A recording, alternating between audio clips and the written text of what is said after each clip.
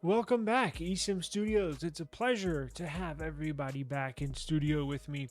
No, it's been a little while since the last time we were able to be in studio. Let me fix my. There we go. Little clearer for everybody. Appreciate everybody being in here. So, real quick before we get to the topic, I wanted to let everybody know. Check this shirt out. It is the S25. Look familiar? It's the logo that's on the box of the S25 Ultra. I put it on a shirt. And if you want to buy one of these shirts, simply go to eSIMstudios.store, eSIMstudios.store, or, excuse me, you can go, it should be, if you go to our channel and look in our merch section underneath some of our videos, you'll see this shirt among some others. I added an Android 16 logo to some t-shirts and added a couple other designs as well. And you can grab one of these. Really cool, really nice quality, fits perfect, feels very comfortable. Badass shirt. So you can get your not only you have your S25 Ultra, you can have your S25 Ultra shirts. Whenever you're walking around town or running your errands, people say, hey, that's the, that's just, yeah. So anyways, if you're interested, eSIMstudios.store or our YouTube channel merchandise section. Now, I wanted to get into, I was going to do this a couple days ago, but I wanted to get an okay from the content creator. So JerryRig Everything, Zach is his name. He's actually a viewer of this channel. He's commented on a few videos about eight or 9 months ago. Commented and viewed one of my videos in regards to how to bypass. So actually, it was a year ago. It was the S24 Ultra. The S24 Ultra he's got. The video that helped him out was the how to bypass the required SIM card input when you first get your S24 Ultra. You know how you go through the setup? Well, they almost force you to input a SIM card in the setup process. Well, what if you don't want to put a SIM card in it? What if you just want to set it up first and then add the SIM card later? Well, I have a trick for that, how to bypass that. And maybe I'll put a link in the description box below from this video. But I reached out to Zach from JerryRig Everything and said, hey, I really liked your S25 teardown video, S25 Ultra teardown video. Can I review it? Right. So technically, we don't have to get permission. Technically, being a YouTuber, you can review anybody's content. However, it has to be under the Fair Use Act. You can't just re-upload somebody's content. That would be, you would get a big time strike. Now, there's sort of a gray area, and I'm not going to get into it. It's a long story, but we're going to review the JerryRig Everything video, the teardown video from the S25 Ultra, and he ultimately said yes. I think it took him. Actually, no, he got back pretty quick. So and there's a couple other YouTubers I stay in. Not like I'm not friends with him or anything, but pretty nice guy from my contact with him, right? Messaging here and there, nothing hanging out. We're not buddies, but very cordial, very nice and polite. So I got his blessing. Yes, I can review his video as long as you link the source, and I definitely will. So I'll put a link to the original video in the description box below and to his channel, right, to give him credit. It's his video. But we're going to review that right now because there's some interesting stuff. There's very, very interesting stuff that comes up in that S25 Ultra review. So let me go ahead and pull that up and we will check it out. Here's a video, and as you can tell, it's slightly edited, but you can still see what's going on. So let's go ahead and play the video now. What he's got is an S24 Ultra on top, and then the new S25 Ultra on the bottom. Now, he mentions the fact that the new camera sensors are kind of just a cap, right? There's kind of just a cap on top of the old camera sensors. So he was able to get them loose and to pop it off. Now, not a big issue, because before we move on to the S Pen, the caps, the sensors, the caps around the camera sensors on here, they added them to make it, yes, look different from the S24 Ultra. Now, did they do it as well to try and modify the design so we have to buy different cases and accessories? Maybe. I don't know. Apple is notorious for doing that. Maybe they did, maybe they didn't. Maybe they just added it to there to make it look different, or all the above, right? So the fact I've seen online, the fact people are up in arms and, oh my God, I can't believe they come off so easy. No. They glued him on there really, really good. I think we'll show it again. JerryRig Everything was really, really prying. He got his knife under there, and man, he was putting a lot of force. So these things are not going to pop off just with regular usage. I can guarantee you that. It's not going to pop off under normal usage, even if you have this phone for 3 or 4 years. I guarantee you, even 6 years, right? Or 7. Let's go 7. The lifespan of the device, technically, because it gets 7 years of updates. I guarantee you, if you get this phone within 7 years, those little rings around the sensors are not going to pop off under normal usage. I can guarantee you that. Now he's showing the S Pen. So he snapped the S Pen in half. Now, interesting thing with the S Pen. Yes, a lot of controversy. Me, I don't care that they took Bluetooth out of the S Pen. I don't use gestures. Now, he snapped the S Pen in half to take it apart. What's interesting about this is that this S Pen on the S25 Ultra still has the coil in here, still has the charging coil for the S Pen. So what does that mean? That means technically, now I don't believe he found a Bluetooth chip inside the S Pen. There appears to be a coil. Now, why would you have to charge the S Pen? Well, if the S Pen uses Bluetooth and has a Bluetooth chip, it's going to need to get a power source. That Bluetooth chip needs to have power to operate, right? So how Samsung does it is there's a charging coil in just the same technology that wireless charging is, right? If you take a wireless charger apart, there's a copper coil that transfers energy. So that's the same premises with wireless charging is how they charge the S Pen. I guess on the S24 Ultra and everything before that, same technology. Wireless charging, copper coil. It's in the new S25 Ultra S Pen. So what does that mean?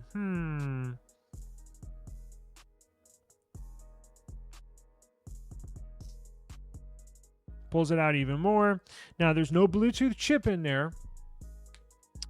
No Bluetooth chip. There's an empty battery slot. So even though it has a coil, a charging coil, no battery, no Bluetooth chip inside. So interesting move. Maybe they just had a ton of S Pens laying around, or the core features of S Pens, and decided just to throw it in there. But with no battery, you can't charge it. So those coils are useless if there's no battery, right?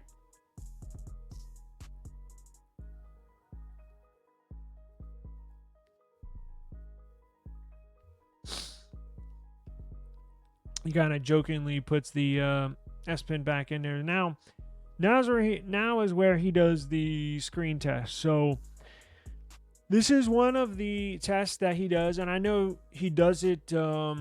Look, all these screens, I know they come out with new screens. Like, so the new screen on the S25 Ultra, the Gorilla Glass Victus Armor 2.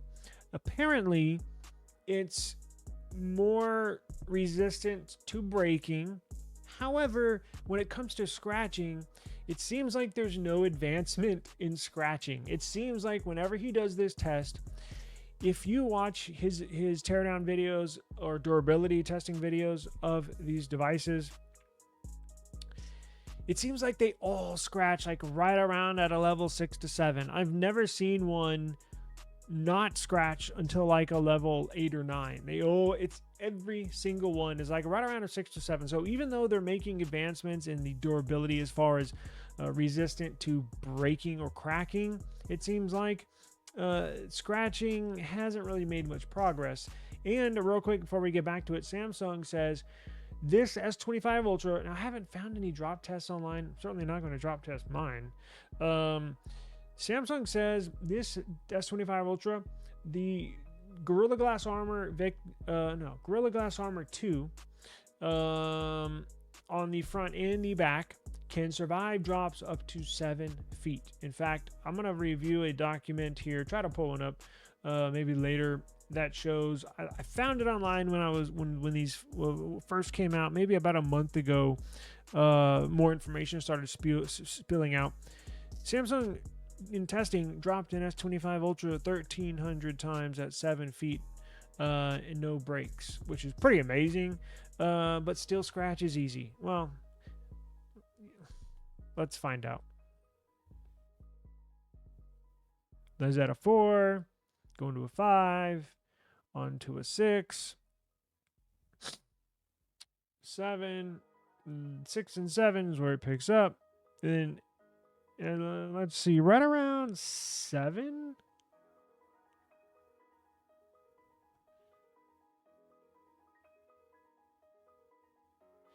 So it scratches at a 7. So maybe it has made improvement, because I've seen some that start at like 5 or 6 and then obviously show past that. But maybe it's made some improvement, but not that much, right?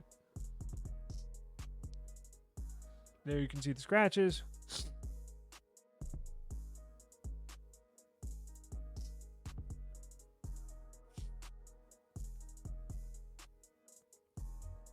And then takes a razor to the front display, front camera sensors, and the frame of the device, which looks, from the looks of it, this phone's really, really nicely constructed. It's got titanium on the sides, which is a very strong metal.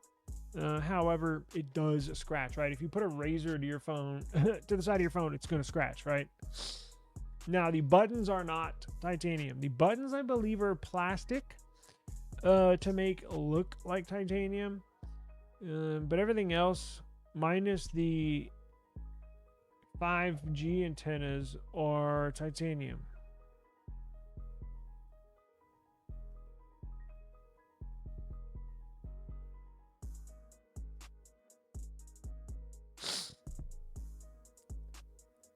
Taking out the SIM tray, it is waterproofed there. It is only rated, I say only, at IP68, while the OnePlus 13 is IP69.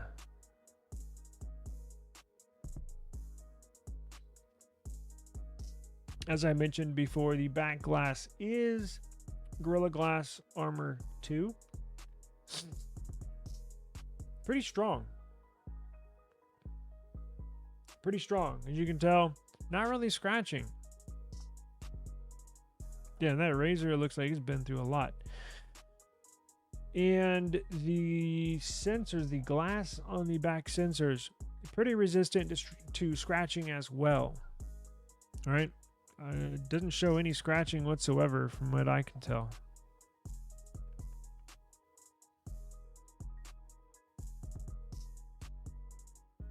Now he's moving on to the fourth and final sensor, and then the autofocus sensor up top.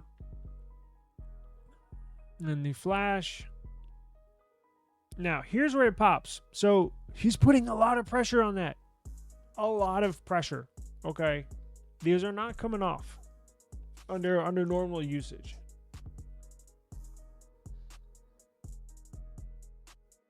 And it looks like they just used glue of some sort, which, whatever. Look, not every, I take that back, not every. Although this is similar. I don't know, maybe Samsung is such a big name, a big brand. People love to hate on, just like Apple, right? People love to hate on Apple. This is commonplace for companies to do this. Y'all remember that story? I'm recording on my Pixel. Y'all remember that story last week, that the Pixel, the back camera housing on the Pixel 9 Pro XL was slightly coming off? See what I'm saying? So like, in the person where the Pixel 9 Pro XL, their camera bar was kind of coming off, and they didn't even do anything. So in this Samsung, this S25 Ultra, he was really prying on it, right? So I think that's a non-issue with the camera thing. And then he always burns, takes a lighter to the LED, to the OLED display there. Takes about 30 seconds for it to leave a mark. Interesting thing is, he said some OLED displays, the mark will go away. And he said this one did not. So, but who's going to take a lighter to their display? Now, look at how rigid this is. He's putting, Zach's a big guy, right? He's big, he's strong. You know, he's putting a lot of force into this, and it is barely flexing. We've seen some phones that fail miserably. What was it, that iPhone that snapped in half? And there was the OnePlus 12, I believe.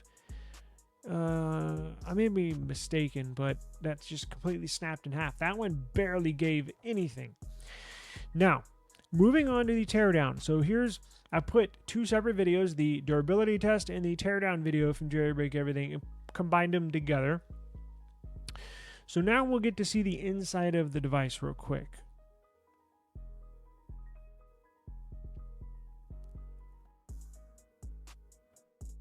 And he's just talking about the case. I think he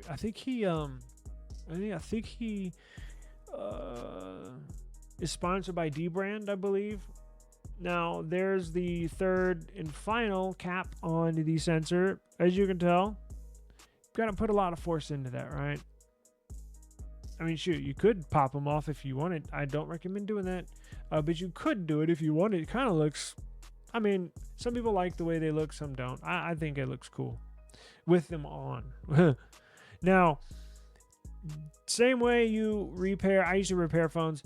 Nowadays, y'all, you remove the back plate. How you get into a phone is the same way on almost every single phone, or at least I'll say Android phone. You just heat up the back, the double-sided tape and glue gets hot, and you can easily separate it after a few minutes of heating it up.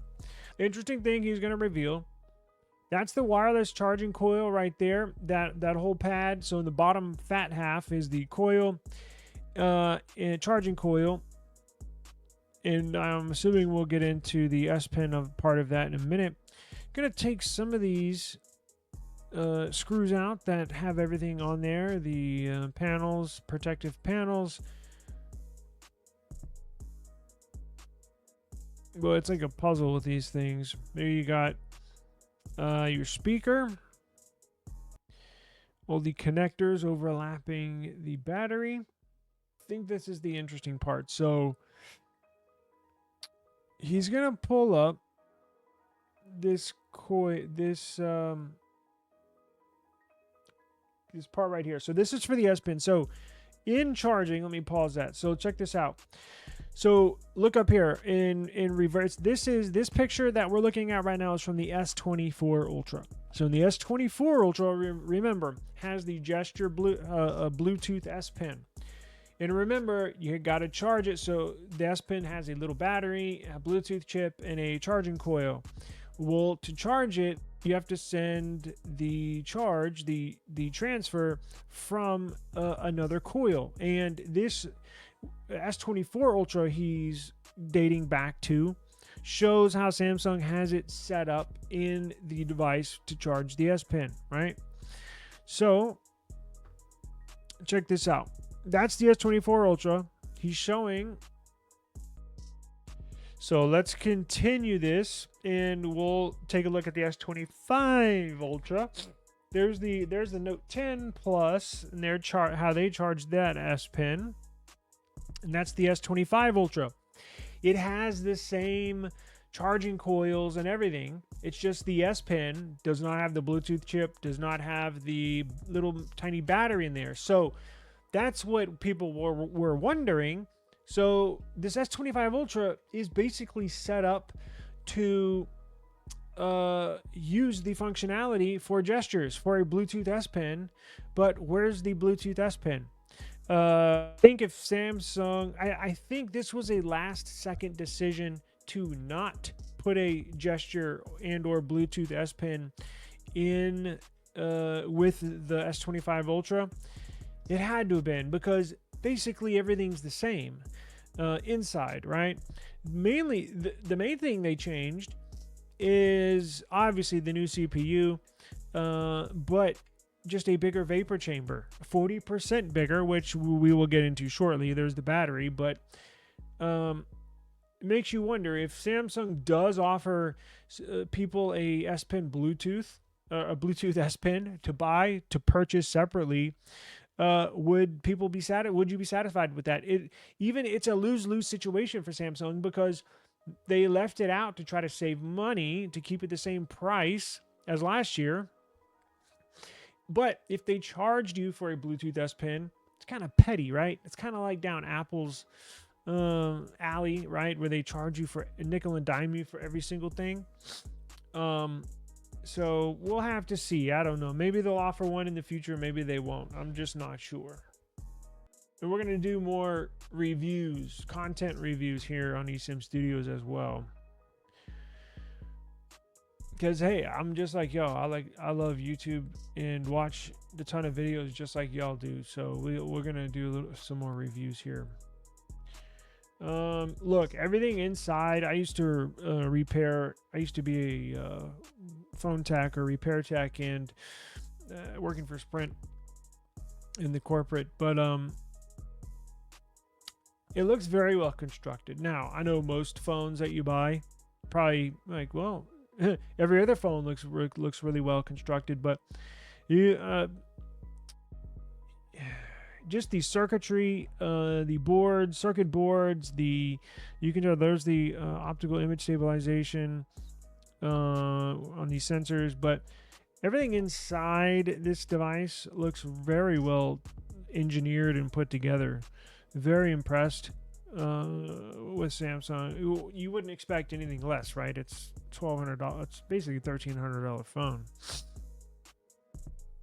It's a technical marvel. So there's the front sensor right there. He's showing that silver square up top. That was the selfie camera. Now we get into some heat dissipation. There's a heat pad there, which is key for any electronics device. How do you get rid of that heat, especially when these devices are so compact, everything's so tightly put together? Look, getting rid of the heat is a major concern and hurdle these companies have to maneuver around. So look at that big ass heating pad over the CPU. Now here's the fun part. This is the good stuff. This is the vapor chamber. So again, 40% bigger than the vapor chamber on the S24 Ultra. This is where all the magic happens in getting rid of that heat. So you have a heat pad on top of the CPU, which is commonplace, right? It's like putting a heating pad on top of an external SSD you have in an enclosure, or thermal paste that you put on a CPU inside of a desktop CPU or gaming CPU. In putting a vapor chamber it's been a long time coming, right? So I've been very critical of Google notoriously never putting a vapor chamber in there until this year in the Pixel 9 series, and their phones used to always overheat. And every year I used to always call out Google and tell them, yo, you need a vapor chamber. It seems like OnePlus was the only, I know they weren't, but it seemed like they were like the only major company that was putting vapor chambers in their devices.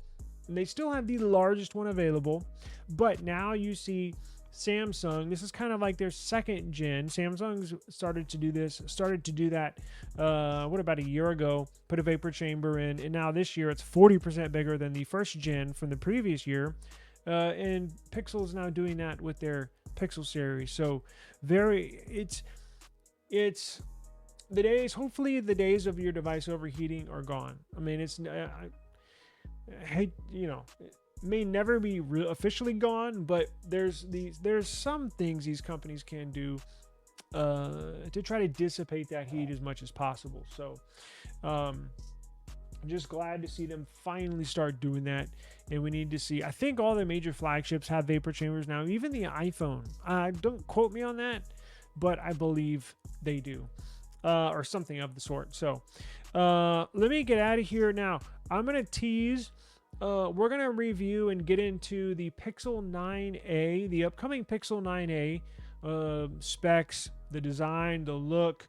Everything's kind of exposed, not exposed, but released. So we will do a review of the upcoming Pixel 9a tomorrow, and we'll do a live stream this weekend. We'll have another giveaway this weekend, so please stay tuned. We have a giveaway of Nilkin case.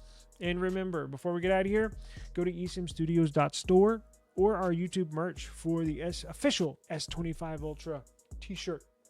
And with that, I will get out of here. Appreciate the time, and as always, we'll see y'all tomorrow. Peace out.